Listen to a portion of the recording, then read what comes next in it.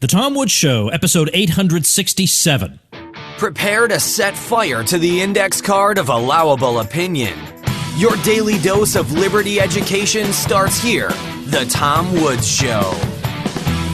To all my young listeners, you want to stand out from your peers? Then don't do what they do. Join Praxis, get real on-the-job experience and a real job. Be entrepreneurial. Get all the details at tomwoods.com/praxis.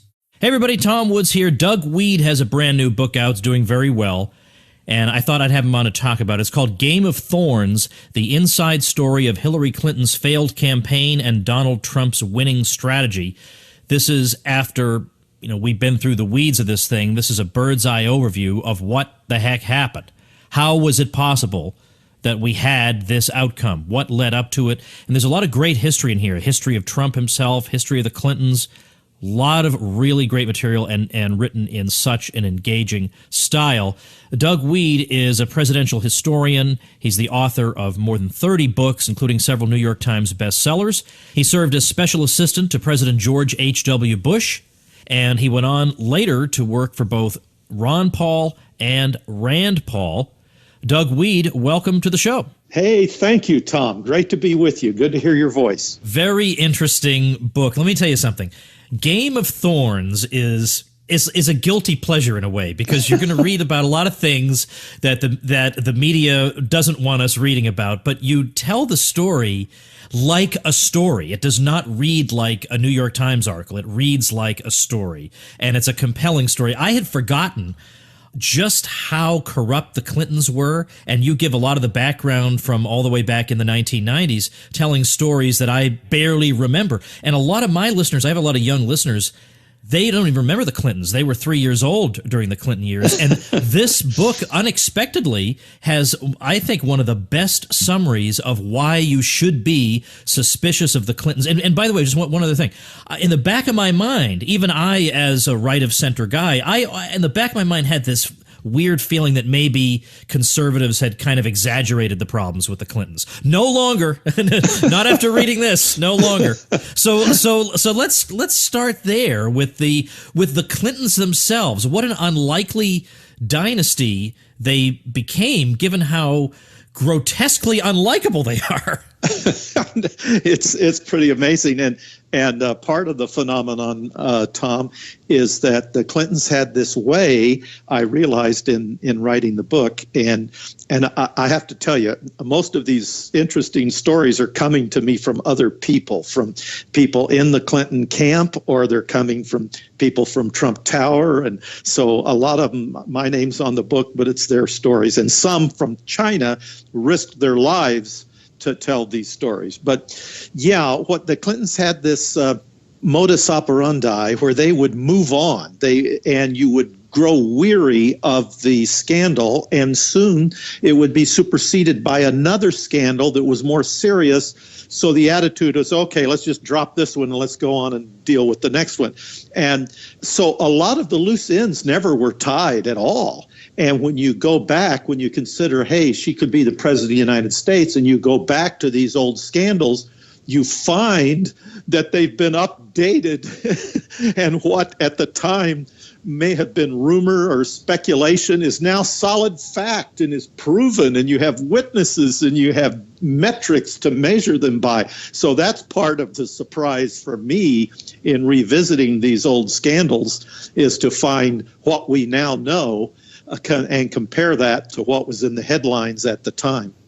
I have another podcast where every week my co-host and I critique the New York Times column of Paul Krugman. And let me tell you about Paul Krugman's view of Hillary. Because his view, honest to goodness, is that she lost because the media was so anti-Hillary. That's his view. Because all they did was hone in on this phony baloney email problem. But he says basically, and he said this in one of his columns, okay, we know politicians are a little bit less honest than the average person, but I don't find her to be grotesquely less honest than the typical politician. I think she's basically about as honest as they come. That was now. What do you think about, though, on a more serious note? Krugman's view is that the reason she lost, this is not only Krugman's view, is that last-minute decision to reopen the email question. Do you think that is a plausible argument that that's why she lost? Yeah, no, it's not at all. But it was interesting to me to see where Jim Comey, how he finally arrived at that moment. And as you know in the book, Tom, the FBI had a 27-year war with the Clintons and vice versa. I mean, scandal after scandal, and time again in his career, Jim Comey in the attorney's office in New York, later as in the Justice Department, and finally as head of the FBI. Time and time again, he'd come to the same conclusion: she's guilty, but we can't prove it. So they had a long history. And, you know, in the news right now, Tom, the news is this past week, the news was that Donald Trump is ridiculous because he claims his predecessor wiretapped him, and how ridiculous that Barack Obama would do that. Well, when the Clintons went into the White House, they were absolutely convinced that their predecessor, dear sweet old George Herbert Walker Bush, who in fairness was director of the CIA, had bugged them. They thought the private quarters of the White House were bugged. They had the Secret Service do a sweep, and then they called in the FBI to do a sweep. And then they decided they couldn't trust the FBI, and they created their own White House security personnel office that was manned by loyal campaign staffers. And they accessed all the old files, the J. Edgar Hoover files of all their political enemies. It was called Filegate. It's yet another one of the many Clinton scandals, and it sparked a congressional inquiry. My files were accessed by Hillary Clinton. So we say that Donald Trump, the news media would like us to think he's ridiculous because he think his predecessor was tapping his phones, but the Clintons thought their predecessors were tapping them. I guess it's a common fear. Right. Understandable. Well, the story you're telling is a story that I think is a much more interesting story to tell than, let's say, the last 3 or 4 presidential elections, or maybe the past 10, for all I know. Maybe with the exception of the Reagan election in 1980. But even there, Reagan had his enemies within the Republican Party, but nothing even remotely approaching what Trump faced. And the Republican Party, you couldn't tell; they couldn't decide really if they wanted to ride the wave of Trump or resist him, or some people thought one, some people thought the other. Some people thought we got to change the rules at the convention. Can you say something about that aspect of the story, his relationship with the Republican Party, and how it changed over time? Yeah. Well, the establishment was convinced, of course, that he was going to implode, and they had a silver bullet. Some say it was the Access Hollywood, others say it was the British spy thing. But the Clintons knew of this and actually implied that to the Bushes, basically said to Jeb Bush, who outspent Donald Trump 8-1 in the primaries. They basically said, look, there's a silver bullet out there. It's easy to find. Your opposition research team will find it, and he's not going to be a factor. So the establishment Republicans were taken off guard. In fact, the Bushes themselves backpedaled to the Clintons and said, now, what was that you were saying a few months ago? Can you help us out? And I have to tell you, Tom, you know, I worked at one time for the Bush family before Ron Paul. I had my Damascus Road experience with Ron Paul. And I remember our opposition research team back in the 80s, before the internet, was something to behold. I mean, intelligence operatives, people on the ground with video cameras following every candidate, eating in restaurants next to them and looking like tourists. And it would have blown your mind. Every National Geographic and Old Life magazine stacked up on shelves, and hundreds of employees working in opposition research. So a modern day opposition research with Jeb Bush and his millions of dollars would have been magnificent, but he could not find the silver bullet. And when he went back to the Clintons to ask for it, by that time they said, no way, you know, this guy's going to go into the general election and we'll shoot the silver bullet then. He's going to be our opponent. We're not going to help you. So, yes. Now, I happen to believe, Tom, that besides personalities and rivalries and political dynasties, I believe that the reason the establishment, Republican and Democrat, lined up against him was because of these public things he was saying about taking on China and the balance of trade with China, I think that's what united the establishment against him.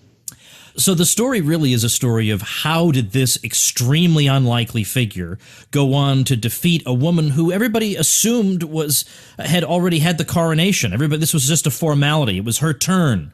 Everybody assumed this, and somehow it didn't happen. And in a way, it's a story that we kind of know. We know that Trump tapped into a range of voters that hadn't really been reached by recent Republicans.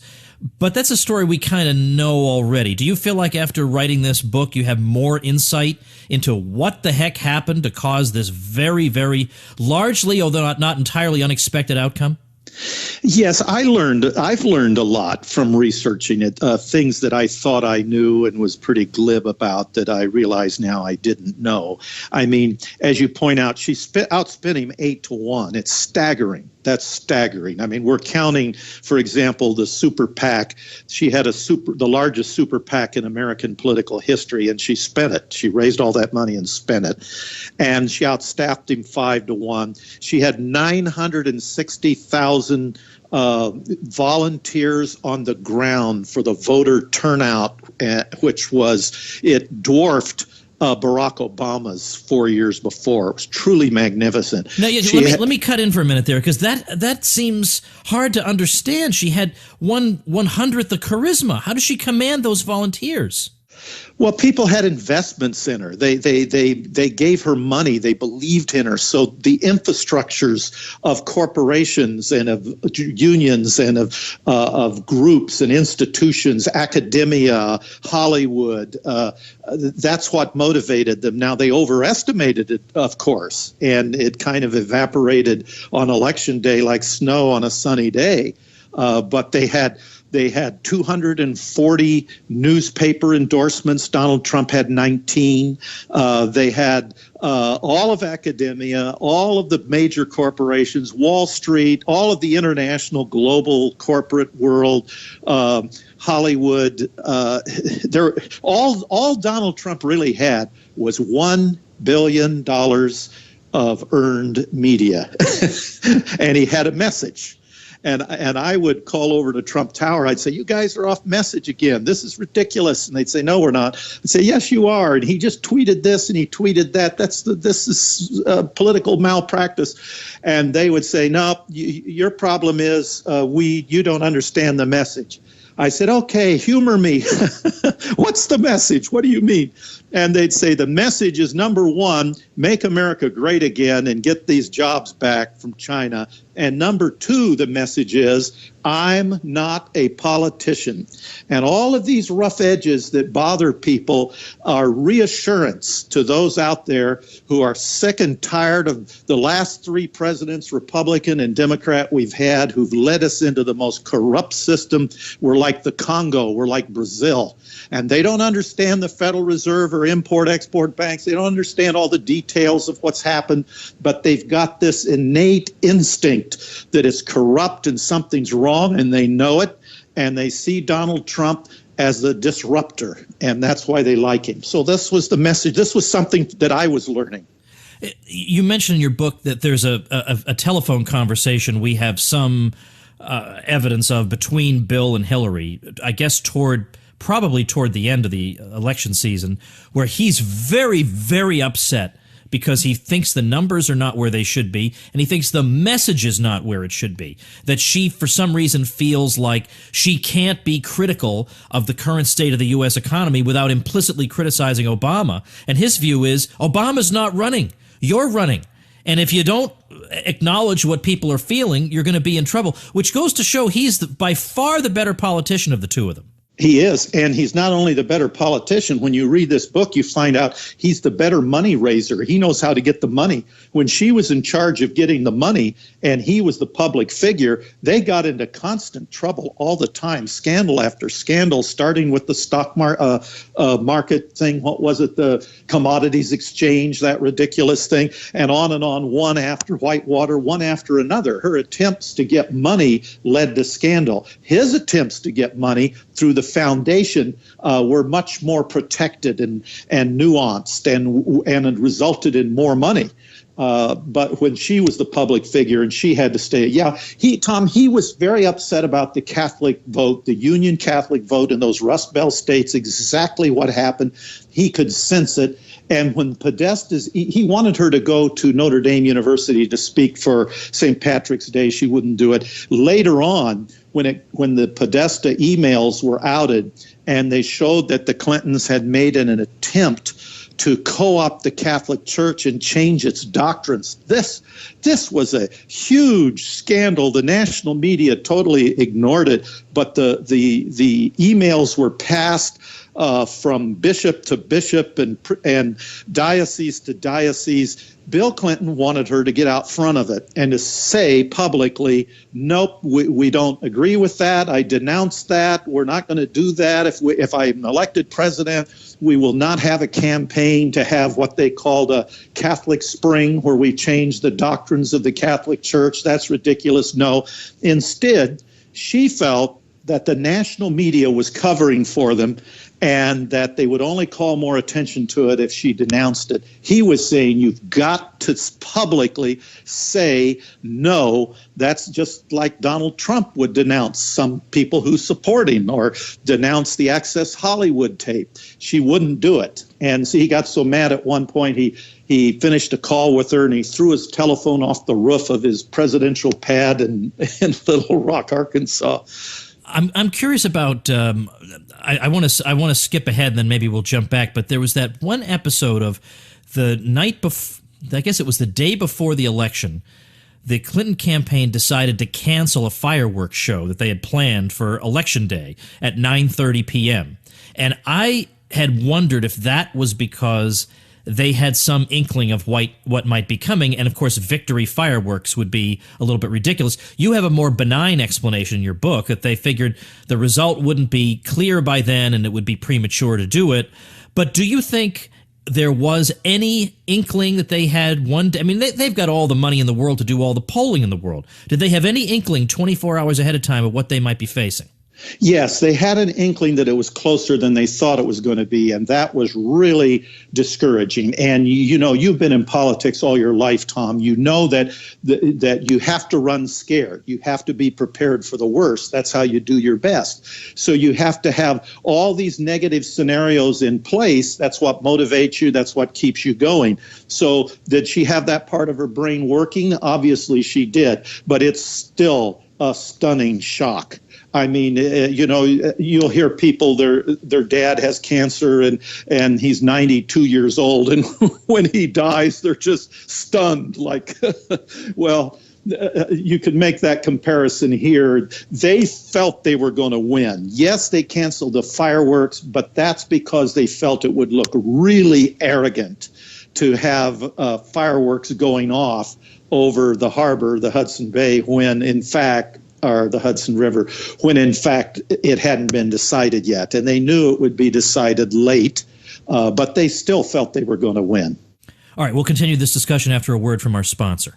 Hey, all you young people, if you're not sure that racking up 6 figures of debt to spend 4 years in an insane asylum is the best direction for your life, then check out Praxis, Praxis, where you have an opportunity to apprentice with a startup and get a guaranteed job. Average starting salary for Praxis graduates, $55,000 a year. I recently had a chance to sit down with Praxis graduate Charles Porges. Charles, you're in the Praxis program right now. You're 18 years old. Tell me what you're doing. I mean, so far it's been amazing. I have a full-time position and my business partner, Guild Quality, and my advisor in the Praxis network has been tremendously valuable to my personal growth. You're only 18 years old. I'm sure you know what a lot of other 18-year-olds are doing right now. Yeah. How do you feel like you have a leg up on them? I mean, for one, I already have this kind of job experience, this sales job with full-time pay. I really just think I'm 5 or 6 years ahead of a lot of my peers. And how you doing in the debt department? 0 debt. Hey, how about that? Thanks a lot, Charles. Get all the details plus some bonus goodies when you check it out through tomwoods.com/praxis. Another thing I have to ask you is, it's highly, highly unusual not just unusual, maybe unprecedented, as far as I know, for the candidate not to come out and speak to the supporters the night of the election. It was not in any way contested at that point. It was quite clear that Trump had won. And Podesta comes out and sends everybody home, and then she makes a brief statement the following day. Now, there are all kinds of wild rumors about this. There are rumors that she was drunk. There are rumors that she hadn't even prepared a concession speech. What's your conclusion about what was really happening there? Yes, she had prepared a concession speech, but I first heard from a source who was there at the Peninsula Hotel who said that she blew it, that she just lost her temper, she went berserk, she was screaming, and I heard all of this and I thought, well, maybe that's true. I'm not going to be the first one to publish it, though, because I don't know. And then a second source who was there said, absolutely, there was smashing of glass. There was a lot of alcohol. And he said there was great profanity.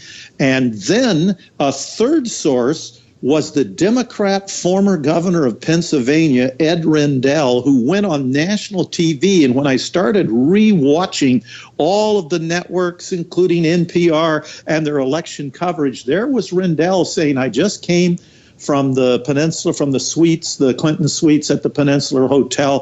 Mrs. Clinton, Secretary Clinton, is very angry. She is very upset. Well, that confirmed what I was hearing, and this was public. This is Rendell speaking public. He didn't say she was weeping or she was discouraged or she was reflective. He said she was angry. So I then went to sources in the Clinton campaign who worked for her for many years, 20, 30 years. I said, is this possible? And I described the story.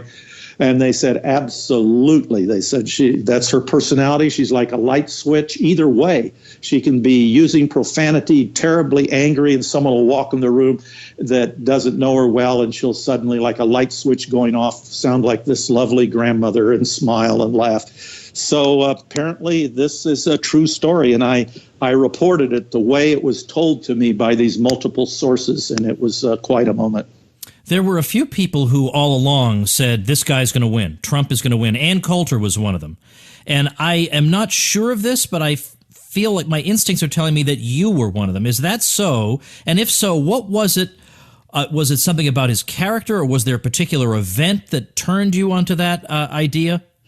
Well, yes, I did early on say that he might win. I had seen it in history with Andrew Jackson. And I was fascinated by this whole China thing. That was really what was motivating him. And he expressed it to Melania. He said, I know what's wrong and I know how to fix it, and I'd be very good at this.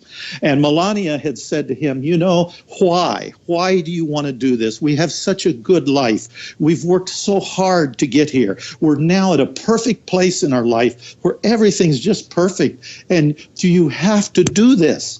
And he sounded like he did with his dad when he wanted to go to Manhattan. His dad said, no, you don't want that, son. We stay here in Queens and Brooklyn.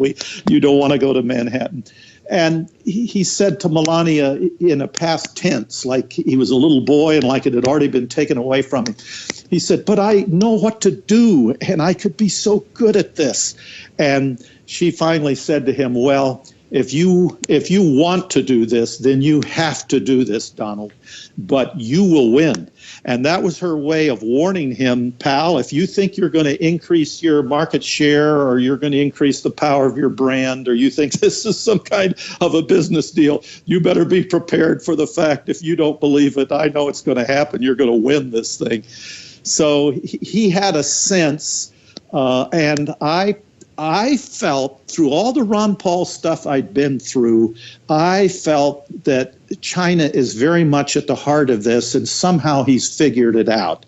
That is, a tiny percentage of people in America make money off of China, and they include Bushes and they include the Obamas and the Clintons. For years, you know from the book, the Clintons made money off China. And it's been the largest transfer of money in world history outside of the Middle East, the money from America to China. $367 billion, the last trade deficit, 2015. They pay us back with manipulated dollars or money, and we've been really ripped. The poor have gotten poorer, the rich have gotten richer. We've had an end to free markets and free enterprise as we once knew it. And Donald Trump figured this out and is willing to take it on. In my opinion, that's why you hear all the emphasis on Russia and pushing us towards confrontation with Russia, because you can't take on Russia and China at the same time.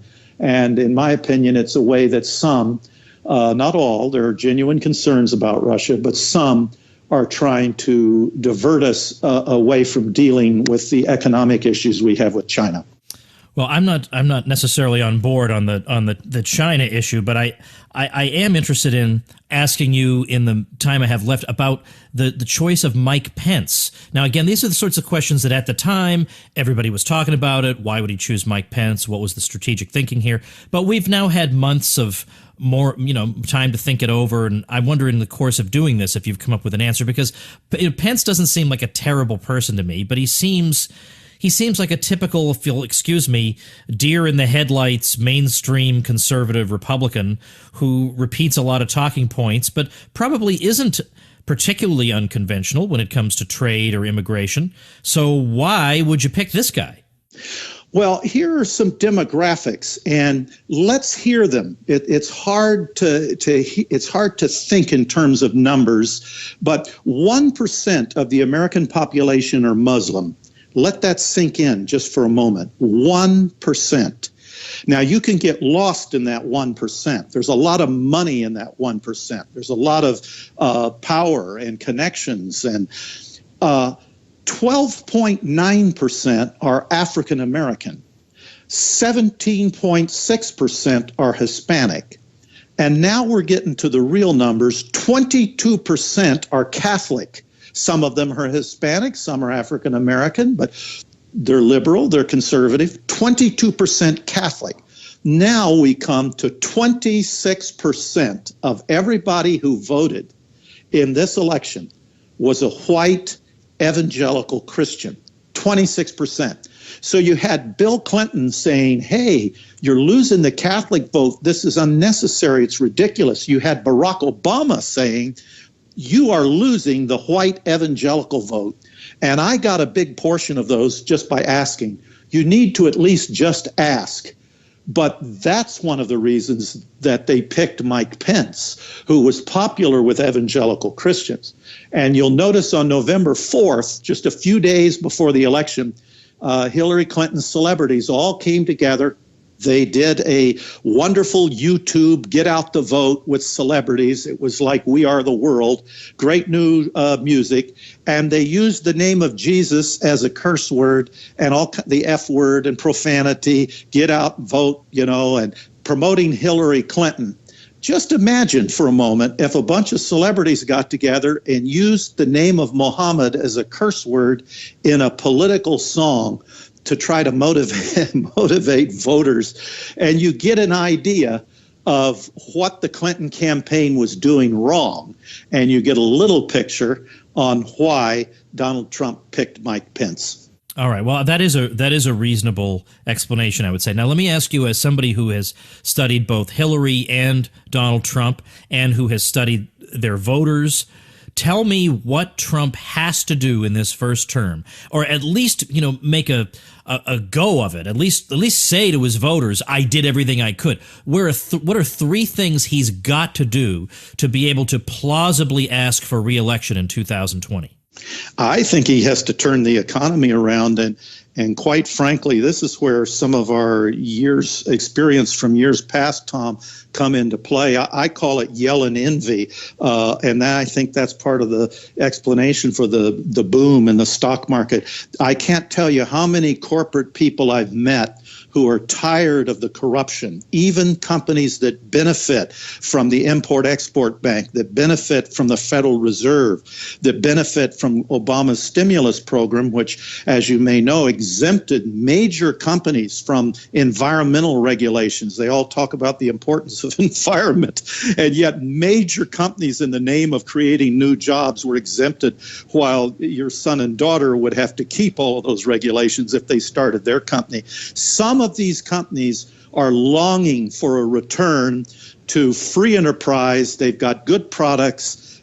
They come in at a good price. And if everything was equal, they feel they could be successful. They're tired of having to hire lobbyists to cheat, to make money, to carve out their own monopoly. And they're excited by the fact that Trump is trying to turn it around. So I believe he'll get reelected even if he doesn't build the wall and doesn't do some of these other things, though I expect he will. I think he'll get reelected if he turns the economy around, and I believe that's going to happen. Okay, that's interesting. I would have thought the wall would have to be done. Well, but maybe when push comes to shove, it's the economy stupid, right? In my humble opinion, but I think he's going to do the wall anyway. That's something I think he can do. Well, I'm linking, this is episode 867, I'm linking to Game of Thorns, the inside story of Hillary Clinton's failed campaign and Donald Trump's winning strategy, linking to it at tomwoods.com/867, where I am also linking to your website, which is dougwead.com, that's WEAD.com, and I'm also linking to your Twitter. It is a Doug Wead smorgasbord at tomwoods.com/867. Well, thanks for your time. Best of luck. Looks like it's doing great so far. Glad to hear it. Thank you very much, Tom. It's so good to hear your voice. I love your stuff. You're a real statesman, and we appreciate you. The whole country appreciates you. If only that were true. But thanks, Doug. I appreciate the kind words. Thanks a lot. Thank you. All right, I do recommend that you check out Game of Thorns. You're going to enjoy reading it. You're not going to like what you read in a lot of cases. You're not going to like that certain things happen, but you're going to want to know about it, and it's a very, very good analysis, and it's written so engagingly you barely even notice the pages going by. They're just going to fly right by. You won't even realize it. Before I let you go, here's a brand new site created by a listener, and it is LarryResnick.com. That's REZNICK.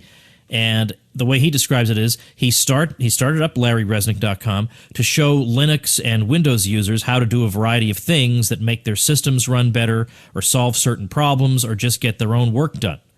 And so he's been doing a bunch of stuff like that you will find helpful. So I hope you will check that out at LarryResnick.com. We're going to link to it at TomWoods.com/867 as the listener website mentioned. Of course, remember, use my link to get your hosting. You get a mention on the show, which drives some traffic to you. You get a link on my site, which gives you better results in the search engines, 24 free video tutorials, and membership, if you like, in my private group for bloggers who used that link.